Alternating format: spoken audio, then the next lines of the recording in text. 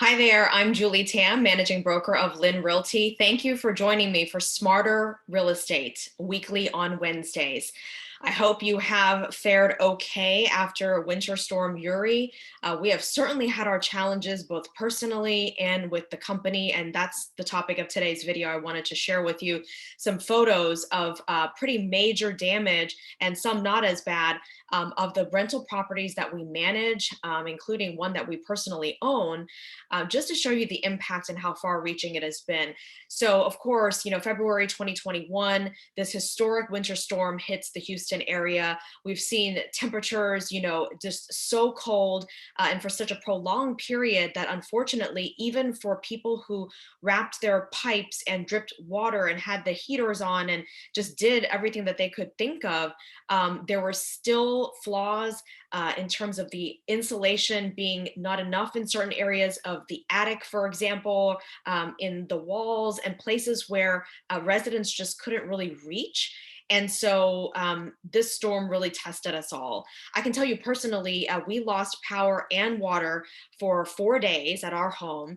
We also lost cell signal for a couple of days, which proved very difficult because as we were trying to manage the response for our tenants, not having that ability to communicate very well was difficult. But fortunately, just one main person with our office had cell signal most of the time. So she was able to really step up the efforts at the outset. And those of us who started getting cell signal back were able to, help out as well. And of course, without internet, because there was no power at the home, I actually had to stand outside my house and hold my cell phone up like this just to get a signal. And really, it was like, 1 bar or 0 bars. I was like standing out there just wrapped up in the cold. It was, below 20 degrees or around there.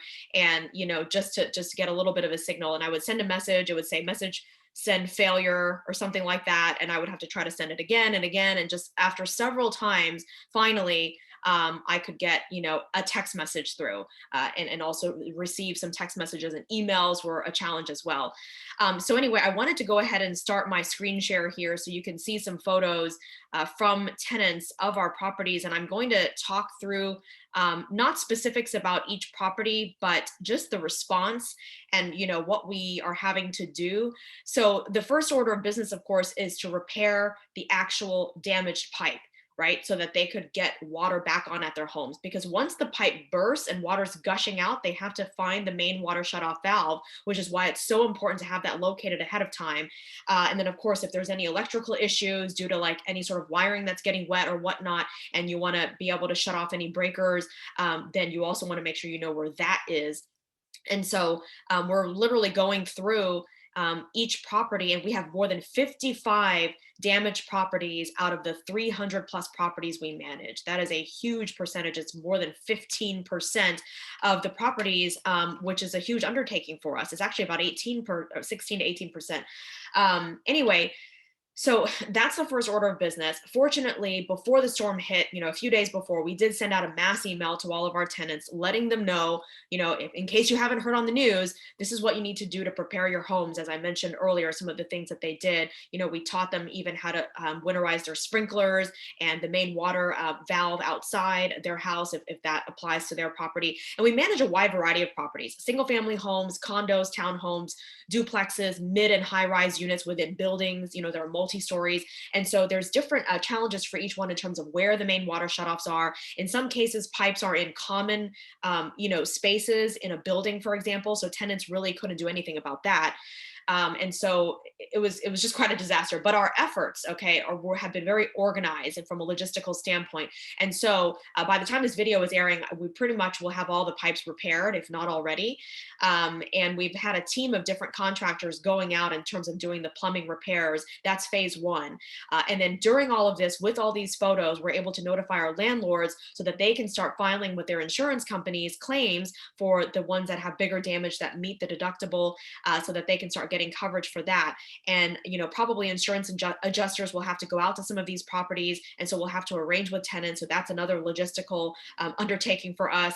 And then, later on, after kind of this initial phase, the next phase is to repair all the cosmetic damage. And so, as you can see, I mean, gosh, look at that, just sheetrock and insulation, just all sorts of debris falling into people's living spaces. This shows you copper pipes. I think this is what I'm looking at here, and really that was a big problem for folks. The newer, more modern PEX plumbing, which is the piping that fortunately we have in our own home, fared much better. You don't see this type of pipe burst. In some cases, the issues were more exterior, and so that helped out with more minimal interior damage. But these pictures are kind of in kind of a random order because they were a little bit by file name, and so we're kind of jumping back and forth between different properties. But I've basically got a couple dozen photos from a variety of properties. This house I own, and there's damage in the garage, but not too terrible. But then you don't know, of course, until you start getting contractors behind the sheetrock to see if there's any mildew or mold that's starting to grow and other issues of damage there. And one other thing we're going to ask our contractors to do is, as they're going through and making the repairs, to look to see where there is an absence of insulation or less insulation than there should be, and go ahead and add more insulation to help protect in the future. Really, this was an unprecedented winter storm event and hard freeze. And so Houston homes really just weren't built for this. Here you can see the water just coming down. Here's where we had to get an electrician in. In fact, he added a note there, about his circuit repair.